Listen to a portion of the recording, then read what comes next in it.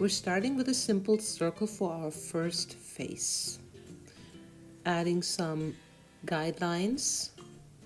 They tell us where to place eyes and mouth. This chibi will be a happy chibi. So we're drawing just a simple line for the eye.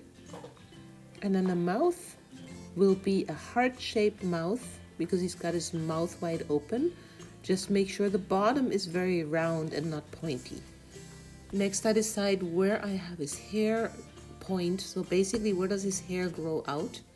I'll pick this spot over here and kind of draw an S shape down like this. So he has this lock coming down on that side, and on the other side, it's rather straight down. And I'm going to draw the outside line of the hair as well.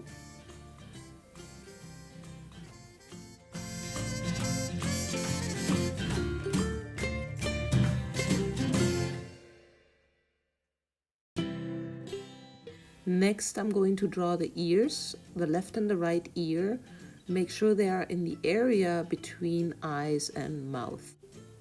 Starting with my next chibi with a circle and my guidelines. This chibi will have smaller round eyes.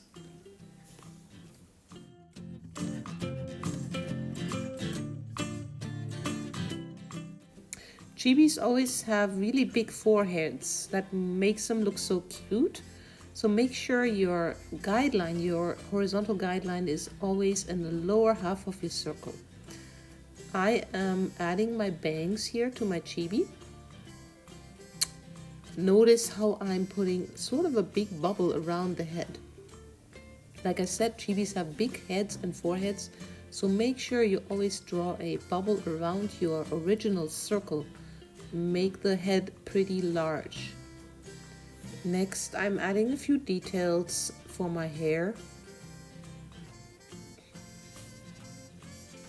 This is my right ear, and then I'll do my left ear.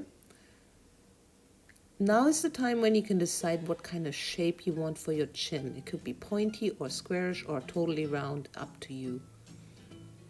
Here I'm indicating where my highlights are going into the eyes. And I color in the other part just so there's no mistake being made afterwards when we color in. I think that looks pretty cute. This next chibi, I think I'm going to give him or her a surprised facial expression. So anytime you want to have a surprised or shocked expression, you want to make the eyes bulging out really large and the pupil tiny. Next, we're drawing a really large mouth. Make sure it goes all the way down to the circle line, which will be our chin. It's time now to define the shape of our face a bit more. You could add a little bit of a cheek curve in there. Again, you can decide you want your chin being pointy or round. Don't forget to put that bubble above the circle line on top to show the forehead. Notice how I start with the bangs at my original circle line, not at my finished headline that I just put in. Now I put the spiky hair all around my bubble line. My next chibi is going to have an annoyed facial expression. Tiny eyes, a little shade for the nose, and a small mouth bent downward. The eyebrows angle slightly downward towards the center of the face. Now it's time to define the shape of your face again. You could add some cheeks, decide what kind of shape of chin you want, and make sure you've got the bubble head going on. So you want to draw another bubble line around your original circle. It's time to add the hair. I'm kind of winging it a little bit. I think I'm going to decide to make the hair pretty squarish. Notice how I keep this line on the outside of my bubble line. And I'm going to add some pigtails here. which just came to me. I think they look really cute. So this is going to be a girl. I decided to give the girl a hairband, and these lines that I'm drawing right now are single strands of bangs sticking out. It's time to ink in.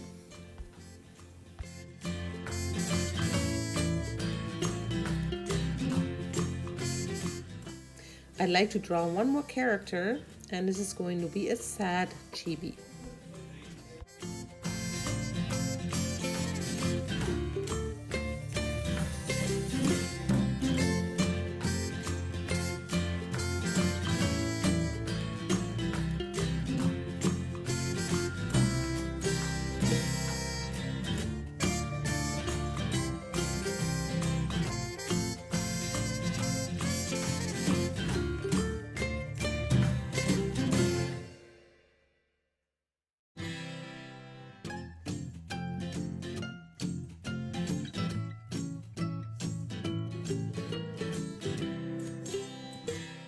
And then you can decide, oh, cut. Cut. Not good at timing, my friend. You can sit right there. You can sit right there, yes, you can sit right there. Oh, no, you can't bump your head in my camera.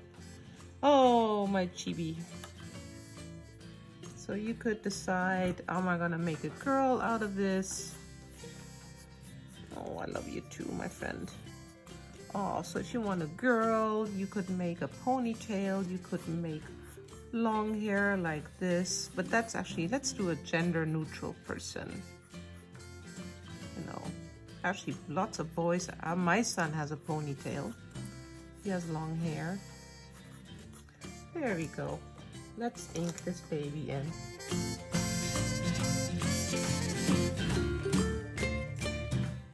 Thank you for watching my tutorial. I'll see you in my next one.